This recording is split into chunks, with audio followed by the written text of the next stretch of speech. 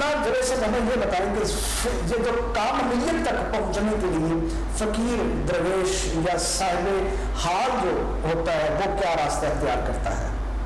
دیکھیے سب سے پہلے تو بات یہ ہے کہ علم حاصل کیا ہے.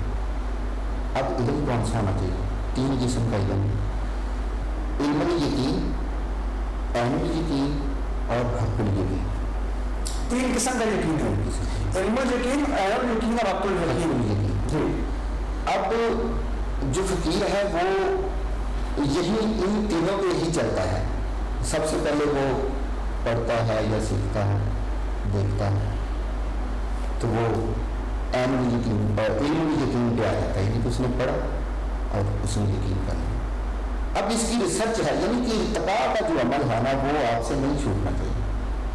ٹھیک ہے، کیونکہ جہاں پہ انسان مطمئن ہو جاتا ہے نا وہاں پہ وہ اسٹاپ ہو جاتا ہے.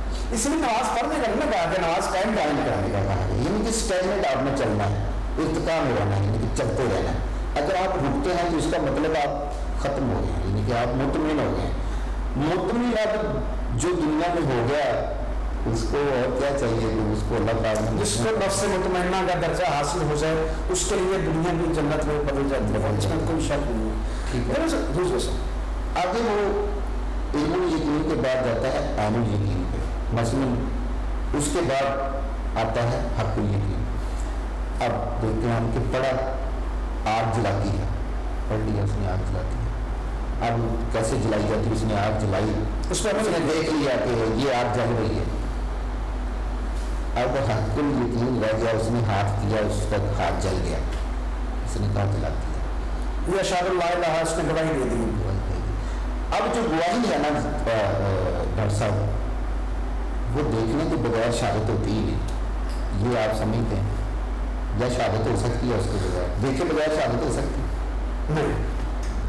تو کلمہ ہمارا یہی کہہ رہا ہے کہ دیکھ. یہ شہادت جو دے رہا ہے نا تو دیکھنے کے بغیر تیری یہ شہادت قبول ہی نہیں ہے. دیکھ، اگر شہادت دے رہا ہے تو دیکھ، اس طرف بھی آ کہ تجھے نصیب ہو. جتنا بھی علم ہے یہ علم ہے، یہ دیدار کے لیے ہے. اور اگر دیدار نہیں ہو رہا اس کا مطلب ہے کہ آپ کا علم وہ نہیں ہے، آپ کا عمل وہ نہیں ہے. تو اس لیے سب سے پہلے علم ہے، اس کے بعد عمل ہے. ٹھیک ہے، اور چلتے رہنا، چلتے رہنا. آپ کھڑے نہیں ہوں گے. جب انسان کھڑا ہو جاتا ہے تو وہ اپنی منزل سے بہت دور چلا جاتا ہے، کیونکہ ہو سکتا ہے اس کی ڈائریکشن، کیونکہ دو کتنے ہی کی چیزیں اس کے ساتھ ہی تو پیدا ہوئی ہیں جو اس کے دشمن ہیں، وہ صرف کھڑے ہی نہیں ہونے دیں گے، وہ کہیں اور لے جائیں گے. تو اسی لیے کہتے ہیں کہ آپ کو نا سب سے پہلے یعنی کہ اللہ پاک جیسے فرما رہا ہے کہ وسیلہ تلاش کر میری طرف. تو سب کا وہ ہے وسیلہ. یس، آپ سب سے پہلے آپ ہاں اب کیسے پتہ چلے کہ وسیلہ کہاں سے ملے گا؟ اس کے لیے بہترین ہے کہ آپ کسی بزرگان دین جو ہیں ان کا مطالعہ کریں، ان کی تصانیف کا، اور اپنی ریسرچ جاری رکھیں. جو عقیدت ہے وہ عقل کی دشمن ہوتی ہے. ٹھیک ہے، عقیدت مانتا نہیں ہونا. عقل کو تنقید سے فرصت نہیں. یس. عشق پر اعمال کی بنیاد رکھ. تو آپ نے یعنی کہ مطمئن نہیں ہونا، ریسرچ جاری رکھنی ہے، اور اس میں سے اپنے آپ کو نکھارنے والی چیزیں، اپنی ہی حرکات و سکنات پہ غور، اپنے آپ سے ہی باتیں، اپنے آپ کو دیکھنا شروع کریں. جب آپ اپنے آپ کو دیکھنا شروع ہو جائیں گے تو پھر آپ اپنے اندر بھی دیکھنا شروع ہو جائیں گے. تیرا من رب سچیلا حجرا اندر پاک فقیرہ چاہتی ہوں، تیرے نور دی خواب فضل دی تیرے اندر ہی آپ ہو جاتی. امام محمد بخش صاحب فرماتے ہیں کہ ریت وجود تیرے وچ سونا تو تین نظری نہ آگے ہنجواں دا تو گور محمد روڑ مٹی بہ جاوے. کہنے کا مقصد ہے کہ ہر ایک کے اندر ہے. اللہ پاک نے اپنے جو بھی وعدہ کیا تھا اس پہ اللہ پاک نے سب چیزیں دے دی ہیں. اب یہ ہم پہ ہے کہ ہم اپنی خودی کو ان چیزوں پہ صرف کریں. اب دیکھیں جو گند میں کیچڑ میں گر جائے انسان تو وہ تو گندا ہو گیا. اب اللہ پاک کو پتہ ہے کہ اس نے پیدا کیا, اس نے گند میں پھینکا ہمیں, تو ہم گندے تو ہوں گے. یہ کیسے ہو سکتا ہے کہ گندے نہ ہوں؟ تو یہ گندگی جو ہے یہ آگ مٹی ہوا پانی کی ہے, اس کو ختم کرنا, ان کو ختم کر دینا. اب یہ کیسے ہوں گی؟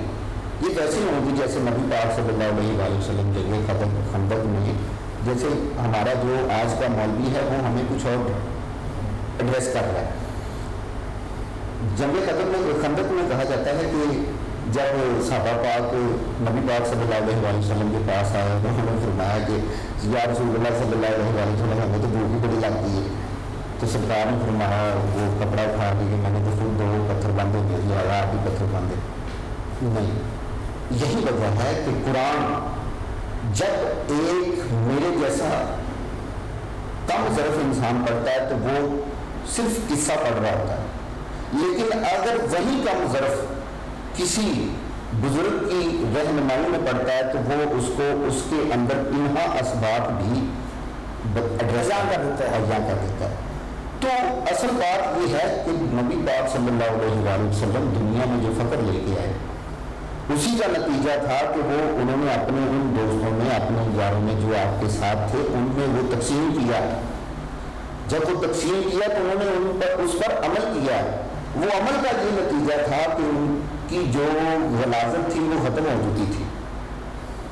جیسے بولے شاہ صاحب کی بات کی جائے تو انہوں نے شاہ عنایت کو اپنی ساری شاعری میں یہی انہوں نے ہمیں بابر کروایا ہے کہ مجھے جو بھی حاصل ہوا وہ شاہ عنایت کی بدولت تھا. کسی کو بھی دیکھ لیں آپ, یعنی کہ دیکھیں ہر صورت بچارے جا کر کے اراز ادا نخوار. کہنے کا مقصد یہ ہے کہ بس وہ پھر نظر آ جاتا ہے نا, وہ پہچان دے دیتا ہے اپنی, رنجا کر دی نہیں میں آپ پہ رنجا ہو, کسی نہ کسی دیش میں وہ پہچان دے دیتا ہے اپنی کہ یار میں یہاں آ جائے. تو آپ کو بہت شکریہ. یہ سب آپ نے بڑی خوبصورت باتیں ہمارے ناظرین کے لیے ہمیں ہمارے پروگرام میں شامل کی. بہت ساری علمی گفتگو آپ کا جو کر کے ہمیں جاننے کو ملا, سوچنے کو ملا, سیکھنے کو ملا. ناظرین ہمارا الف کا مقصد یہی ہے کہ ہم نے آپ سے بھی سیکھنا ہے, ہم نے خود سے بھی سیکھنا ہے, ہم نے سیکھنا ہے. نہیں چھوڑنا, سیکھنے کا من جب تک باقی رہے گا زندگی باقی رہے گی. اور کہا تھا کسی شاعر نے میری ہر ایک بات کہیں بات میں رہ جاتی ہے, ایک تشریحی سی ملاقات میں رہ جاتی ہے. اللہ حافظ, اپنا خیال رکھیے گا. بہت شکریہ.